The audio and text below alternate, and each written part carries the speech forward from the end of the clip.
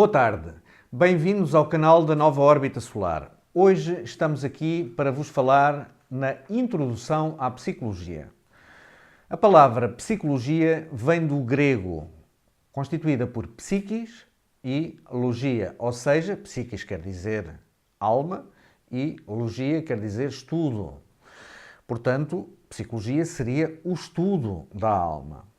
Tal como no estudo do corpo existe a anatomia e a fisiologia, na psicologia também existe a anatomia psíquica, ou seja, a forma como a psiquis é constituída, e a fisiologia seria a forma como a psiquis interage com os seus diversos departamentos, digamos assim. A psicologia de hoje está dividida em várias ramificações, por exemplo, a psicologia clínica, a psicoterapia, também existe a psiquiatria, mas a psicologia que nós queremos falar hoje aqui é uma psicologia do autoconhecimento, aquela que pode ser utilizada por nós próprios na ausência de um psicoterapeuta ou de um psiquiatra. A psicologia clínica trata os estados patológicos, ou seja, os estados de doença clínica. A psiquiatria trata na mesma essas patologias, mas com recurso a fármacos.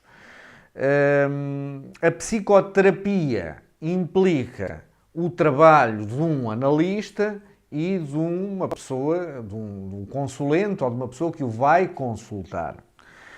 A psicologia que nós queremos falar é aquela que nós utilizamos dentro de nós próprios, sem o recurso a nenhuma droga ou trabalho de outra pessoa. Para isso é necessário introspeção, ou seja, a capacidade de olharmos para dentro de nós mesmos. Isto já é conhecido nas bases da psicologia que nós estudamos nos estabelecimentos de ensino. No entanto, muito daquilo que se aprende está dedicado essencialmente ao pensamento deste psicólogo, daquele, esta forma de agir, daquela, etc. Vamos aqui falar dos princípios fundamentais que nós poderemos aplicar em nós no dia a dia. Em primeiro lugar, porquê existe tanta perturbação psicológica nos dias de hoje? Bom, as causas desses distúrbios são muitas, tanto externas como internas. O stress, o ambiente em que vivemos, a repressão que temos que viver, a anarquia, o caos, a competição, todos estes são fatores de uma sociedade desequilibrada, de uma sociedade perturbada, onde nos inserirmos, que está muito longe do desenvolvimento que era suposto esperarmos para o ser humano. Se nós vivemos num ambiente estressante, num ambiente fora da harmonia natural para a qual o ser humano foi feito, para estar em contacto com a natureza, para ter uma vida no exterior, para ter uma vida em que é necessário trabalhar fisicamente e intelectualmente, nós hoje, por exemplo, nas grandes cidades e nas pequenas também, e médias, vivemos uma vida demasiado estressante e demasiado afastada dessa natureza para a qual, no ser humano, nós fomos desenhados.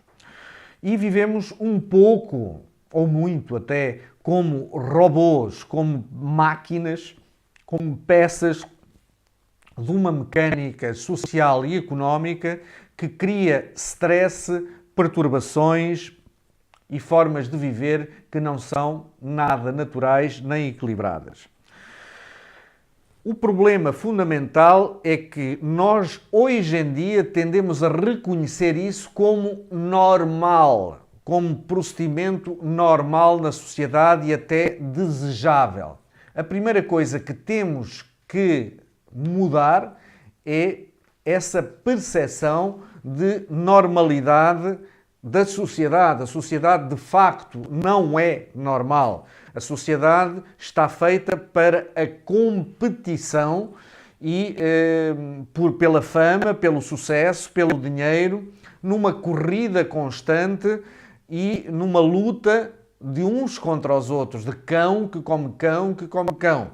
E, portanto, isso traz sempre um impulso de seguir na direção do sucesso, na direção da pirâmide, de acumular muita coisa e não viver em harmonia consigo próprio nem com as outras pessoas.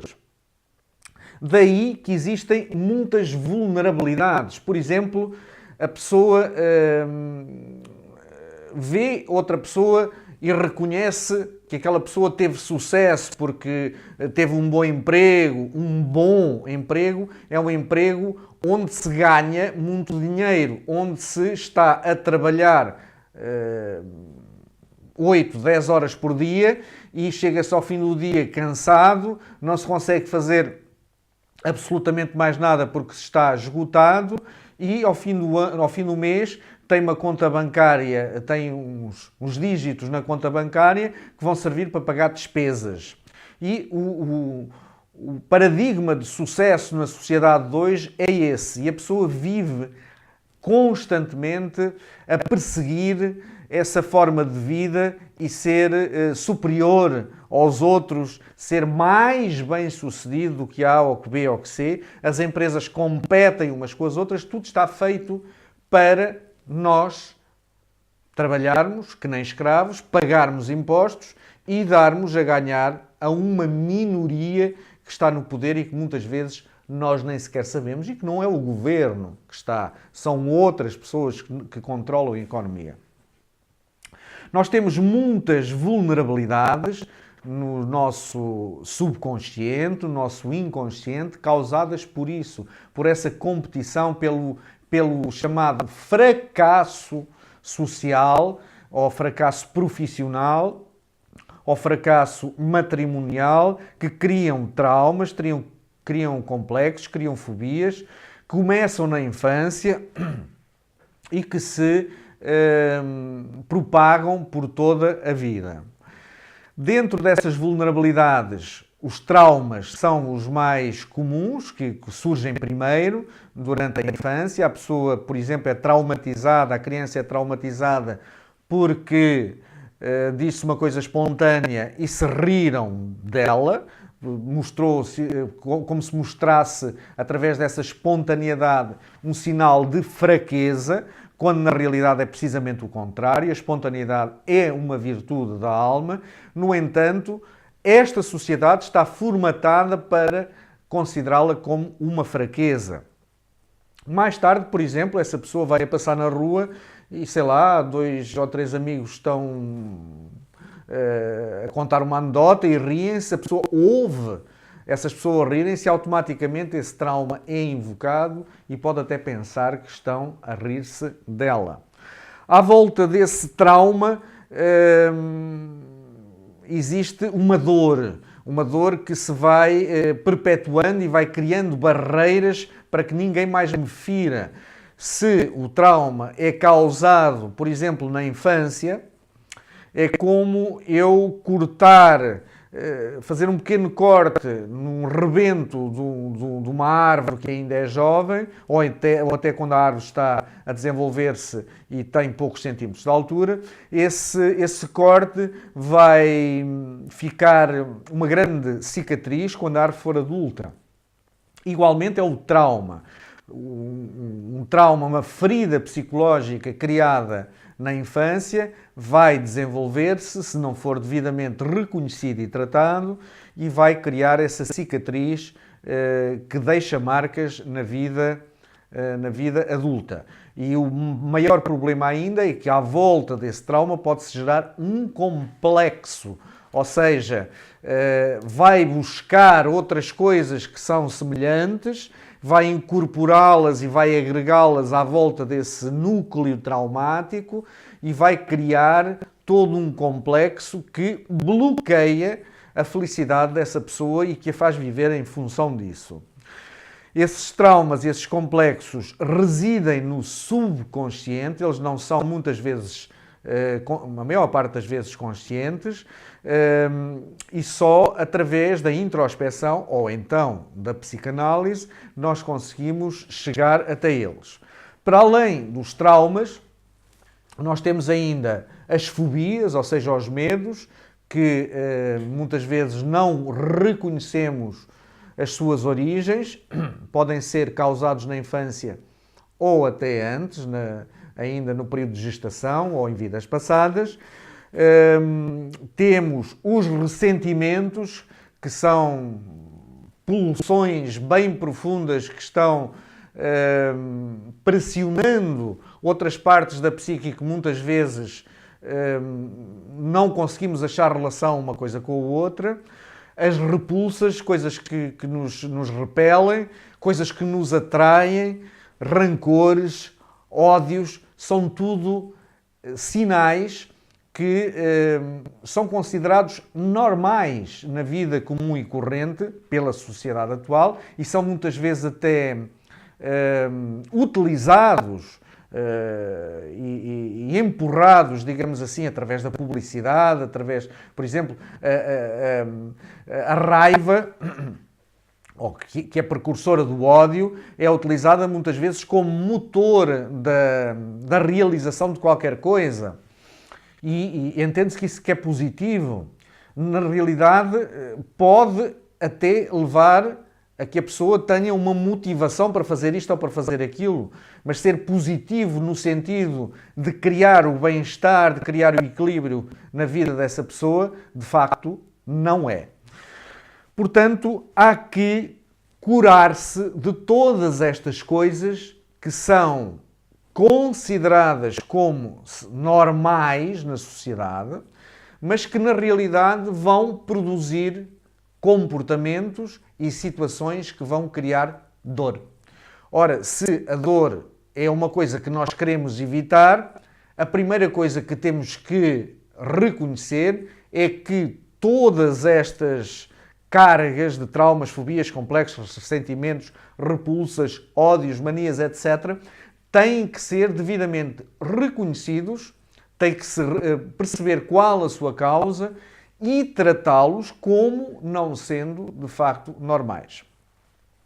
Se nós formos a um hospital psiquiátrico, a primeira coisa que o psiquiatra vai fazer ao analisar um doente para saber se lhe dá alta ou se não dá, é saber se ele se reconhece como doente psiquiátrico. Se ele achar que não está doente, então a certeza maior, a maior probabilidade é que de facto ele esteja doente, porque não reconhece a sua própria enfermidade. Aqui, neste caso, apesar de sermos pessoas aparentemente ou consideradas socialmente normais, estas coisas, se as queremos eliminar, não as podemos tratar de todo como sendo normais. Temos que as tratar como anormais, como coisas que têm que ser levadas a um estudo, a uma dissecação através do bisturi da autocrítica radical. Não há outra forma de mudarmos a nossa vida senão fazer essa cirurgia emocional. No próximo vídeo vamos já falar de como fazer isso nos vários departamentos da psiquis, consciente, subconsciente, inconsciente coletivo, etc. Mas de momento ficamos por aqui.